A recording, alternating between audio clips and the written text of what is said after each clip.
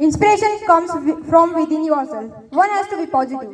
When you are positive, good things happen. With this beautiful thought, I would like to invite our today's prestigious chief guest, Dhammachari Shraddha Priya sir, for sharing few words with us.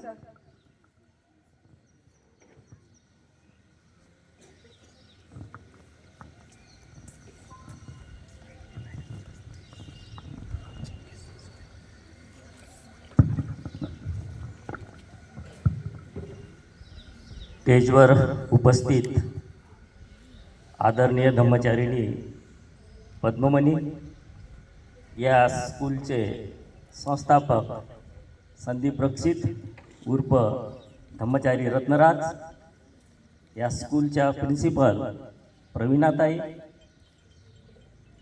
सर्व शिक्षकवृंद,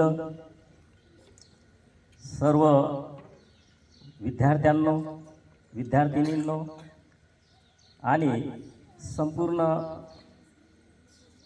गणमान्य व्यक्ती सर्वांना मी आजच्या स्वातंत्र्यदिनी खूप खूप हार्दिक शुभेच्छा देतो. आणि हा जो आपण स्वातंत्र्यदिन ते साजरा करत आहोत तो जवळपास 77 वर्ष होऊन गेलेले आहेत आणि 78व्या वर्षामध्ये आपण पदार्पण केलेलं आहे.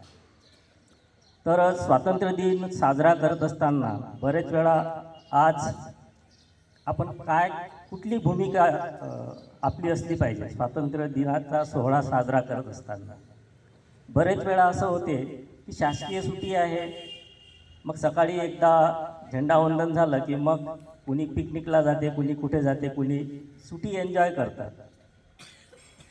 परंतु खरंच आपण या दिवशी आज 77 वर्ष झालेली आहेत, तर खरंच आपण कधी या गोष्टीचं चिंतन करतो का?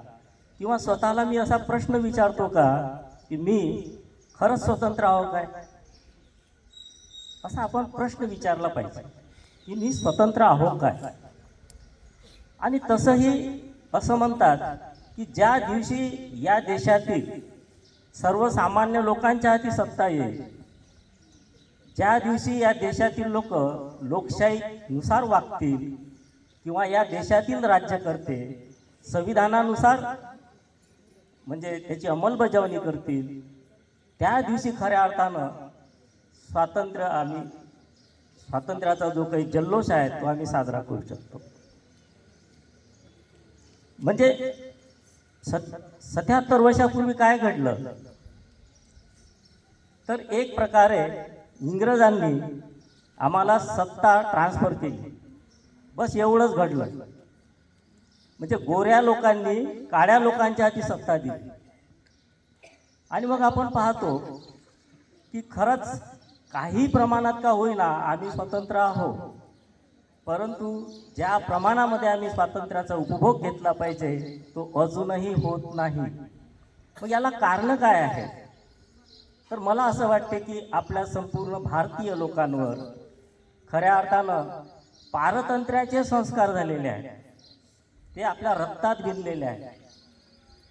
या भूमीवर डच आलेत, हून आलेत, शक आलेत, पोर्तुगीज आलेत, बाबर आले, मोगल आला, आदिलशाही, निजामशाही आणि नंतर आलेत इंग्रज.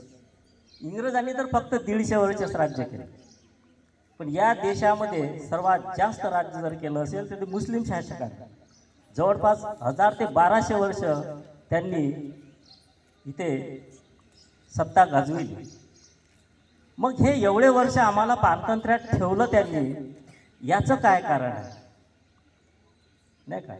तर आपण पाहू शकतो की याचं कारण असं आहे की आम्ही धर्मग्रंथाचे गुलाम झालो. कोणी एक महान व्यक्ती सांगते आहे म्हणून त्याचं ऐकायला लागलो नाही का? आणि मग आम्ही ऐकीव माहितीच्या बाबतीत खऱ्या अर्थानं त्यांचं ऐकत गेलो आणि आमचं स्वतःची बुद्धिमत्ता आम्ही वापरलीच नाही. आणि धर्मग्रंथात हे सुद्धा सांगितलेलं होतं की विभागणी केलेली होती. क्षत्रियांना काय केलं पाहिजे, ब्राह्मणांनी काय केलं पाहिजे, वैश्यांनी काय केलं पाहिजे आणि शूद्रांनी काय केलं पाहिजे. जेव्हा जेव्हा या देशावर आक्रमणं झाली तर फक्त क्षत्रिय लोकच पुढे आले आणि क्षत्रिय लोकांचा जेव्हा पराभव झाला तेव्हा देश प्रत्येक वेळेस गुलामीत गेला. सर्वांना स्वातंत्र्य नव्हतं. आणि मग आपण पाहतो की कालांतरानं इंग्रजांनी काही गोष्टी खरंच चांगल्या केल्या. जेव्हा स्वातंत्र्याचा लढा इथे सुरू होता भारतामध्ये, तेव्हा दोन प्रकारचे प्रवाह या देशामध्ये होते. दोन प्रकारच्या लोकांचे मत वेगवेगळे होते. ते असे म्हणायचे, विशेषतः बाल गंगाधर टिळक आणि महात्मा गांधी यांचं मत होतं की आम्हाला संपूर्ण स्वातंत्र्य पाहिजे, म्हणजे स्वराज्य पाहिजे. बाल गंगाधर टिळकनं तर एक घोषवाक्यच तयार केलेलं होतं, स्वराज्य माझा जन्मसिद्ध हक्क आहे आणि तो मी मिळवणारच. इथे थोडंसं चिंतन करण्याची गरज आहे. काय म्हणतात ते? स्वराज्य म्हणजे स्वतःचं राज्य, ते मी प्राप्त करण्यासाठी प्रयत्न करेन. स्वराज्य म्हणजे काय? तर स्वतःची कम्युनिटीचं राज्य. आणि आज आम्ही काय पाहतो? कम्युनिटी जे आहेत, मोजके लोक आहेत, 3% लोक आहेत आणि त्यांनी सत्ता काबीज केलेली आहे.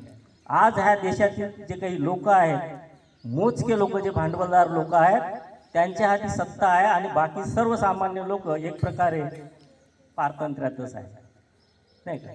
म्हणून आपण खरंच चिंतन केलं पाहिजे या गोष्टीचं. आणि तेव्हा दोन प्रवाह होते. विशेष म्हणजे मी सांगितलं की बाल गंगाधर टिळक आणि महात्मा गांधी हे एका विचाराचे होते. जरी ते जहालवादी आणि मवाळवादी असतील, परंतु त्याचं ध्येय एक होतं आणि ते होतं की आम्हाला संपूर्ण स्वातंत्र्य पाहिजे. परंतु एक प्रवाह असाही होता, तो प्रवाह असा म्हणते की आम्हाला साम्राज्याच्या अंतर्गत स्वराज्य पाहिजे. साम्राज्याच्या अंतर्गत स्वराज्य पाहिजे. त्यामध्ये लाला लजपतराय, डॉक्टर बाबासाहेब आंबेडकर हे लोक, हे जे महान पुरुष होते, हे म्हणायचे की आम्हाला साम्राज्य अंतर्गत स्वतंत्र पाहिजे. म्हणजे साम्राज्य तेच राहील, परंतु आम्ही स्वतंत्र पण राहू. आणि ते तसं झालं नाही. त्यांचं कोणीही ऐकलं नाही. आणि आज आपण पाहतो की पुन्हा फक्त सत्तांतर झालं आणि आम्ही एक प्रकारे गुलामीचं जीवन जगत आहोत. म्हणून तथागत भगवान बुद्ध आम्हाला स्वातंत्र्याची व्याख्या सांगतात. एकदा ते केशपुत्त नावाच्या नगरीमध्ये गेलेत आणि तिथे कालाम लोक राहायचे. विशेष म्हणजे हे जे सुक्त आहे, या सुक्ताला स्वातंत्र्याचं घोषणापत्र असा त्याचा उल्लेख केला जातो बौद्ध साहित्यामध्ये. हा स्वातंत्र्याचं घोषणापत्र काय आहे? तर जेव्हा ते कालाम लोक तथागत भगवान बुद्धाला म्हणतात की भगवंत, आमच्या नगरीमध्ये जे श्रमण येतात, ब्राह्मण येतात, ते आम्हाला निरनिराळ्या प्रकारचे मतं सांगतात आणि प्रत्येक श्रमण आणि ब्राह्मण असा म्हणतो की मी जे सांगितलेलं आहे ते सत्य आहे. आणि दुसरे जे श्रमण ब्राह्मण येतात, त्यांचं मत ते फोडून काढतात. मग आम्ही कोणाचं ऐकायचं? तेव्हा तथागत भगवान बुद्ध त्या कालामांना सांगतात की कालामांनो, जे केवळ तुम्ही ऐकलेलं आहे त्यावर विश्वास ठेवू नका. जे पुष्कळ लोक सांगतात म्हणून त्यावरही विश्वास ठेवू नका. जे न्यायशास्त्रानुसार आहे, केवळ न्यायशास्त्रानुसार आहे, त्यावरही विश्वास ठेवू नका. जे केवळ तर्कशास्त्रानुसार आहे त्यावरही विश्वास ठेवू नका. कोणी कार्यकारण भावाचा सिद्धांत लक्षात न घेता काही सांगत असेल तर त्यावरही विश्वास ठेवू नका. एवढंच नाही तर एखादा मोठा व्यक्ती किंवा एखादा आचार्य तो जर म्हणत असेल की मी सांगतो ते सत्य आहे, त्यावरही विश्वास ठेवू नका. एवढं स्वातंत्र्य तथागत भगवान बुद्धांनी दिलं. आणि मग ते कालाम विचारतात तथागतांना की मग आता आम्ही या क्षणी काय करायचं? तर ते म्हणतात की ज्या शिकवणी शहाण्या लोकांनी टाकाऊ समजलेल्या आहेत त्या शिकवणीला ॲक्सेप्ट करू नका, स्वीकार करू नका. ज्या शिकवणीमुळे तुम्हाला वारंवार दुःख भोगावं लागत असेल, तुम्ही संकटात सापडत असाल, तुमची प्रगती होत नसेल, तुमची अधोगती होत असेल, अशा प्रकारचे जे विचार आणि मत आहेत यांचं आपण ते निषिद्ध मानले पाहिजे. आणि अशा पद्धतीनं तथागत भगवान बुद्धांनी त्या काळामध्ये लोकांना स्वातंत्र्याची व्याख्या सांगितलेली. अशाच प्रकारचं स्वातंत्र्य आपले सर्वांचे आदर्श असे परमपूज्य डॉक्टर बाबासाहेब आंबेडकर यांनी सुद्धा आपल्याला स्वातंत्र्याची व्याख्या सांगितलेली आहे. मी हे यासाठी सांगत आहो की खऱ्या अर्थानं स्वातंत्र्याचा जर आपल्याला उपभोग घ्यायचा असेल तर सर्वप्रथम मानसिक स्वातंत्र्य मिळणं हे अतिशय महत्त्वाचं आहे. जोपर्यंत आपलं मन स्वतंत्र होत नाही, ज्याला वैचारिक स्वातंत्र्य म्हणतो, तोपर्यंत आपण कुठल्याही प्रकारची प्रगती करू शकत नाही.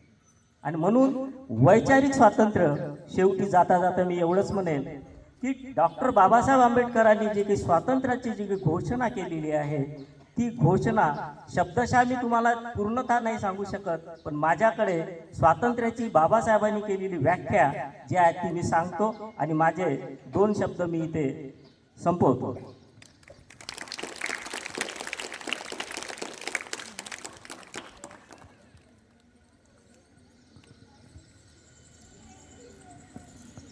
तर मानसिक स्वातंत्र्य कोणाला आहे असे म्हणता येईल? बाबासाहेब इथे प्रश्न करतात. बुद्धी जागृत ठेवून आपले हक्क काय, आपले अधिकार काय व आपले कर्तव्य काय याची जाणीव करून घेतो त्याला मी स्वतंत्र म्हणतो. जो परिस्थितीचा दास झाला नाही,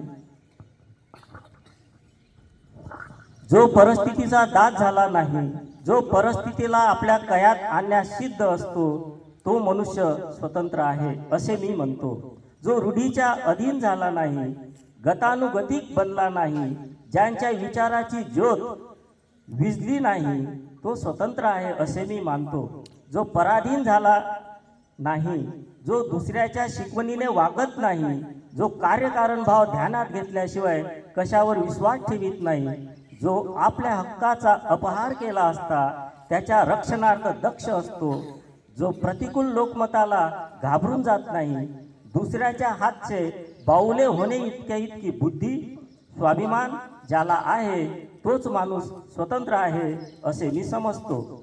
जो आपल्या आयुष्याचे ध्येय व आपल्या आयुष्याचा व्यय दुसऱ्याने घालून दिलेल्या आज्ञेप्रमाणे ठरवित नाही, जो आपल्या बुद्धीनुसार आपल्या आयुष्याचे ध्येय काय असावे व आपले आयुष्य कोणत्या कार्यात व कशा रीतीने व्यतीत करावे हे आपले आपण ठरवितो. सारांश, जो सर्वस्वी स्वाधीन आहे तोच माणूस खरा स्वतंत्र आहे. तर बाबासाहेबांची ही व्याख्या आहे स्वातंत्र्याची. आणि या व्याख्येनुसार जर आपण आपलं जीवन व्यापन केलं तर निश्चित या देशातील जनता स्वातंत्र्याचा उपभोग घेतल्याशिवाय राहणार नाही. मी पुनश्च आपल्या सर्वांना आजच्या स्वातंत्र्य दिनी खूप खूप शुभेच्छा देतो. आणि मला इथे आयोजकांनी इथे बोलण्याची संधी उपलब्ध करून दिली त्याबद्दल मी आयोजकांचं या सर्वांचं खूप खूप आभार व्यक्त करतो आणि इथेच थांबतो. जय भीम, जय भारत.